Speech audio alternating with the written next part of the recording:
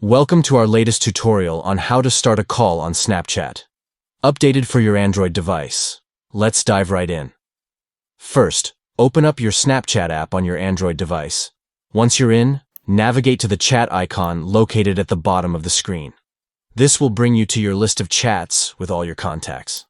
Next, find the chat with the contact you want to call. Once you're in the chat, look towards the top right corner of the screen.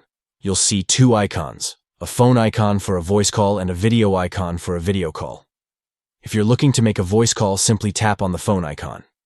If you prefer a video call, tap on the video icon instead. Snapchat will then start ringing your contact, and you'll be connected once they answer. And there you have it. Starting a call on Snapchat is as easy as that. Whether you're catching up with friends or having a quick video chat, Snapchat has you covered. So next time you want to connect with someone on Snapchat, just remember these simple steps. Happy calling.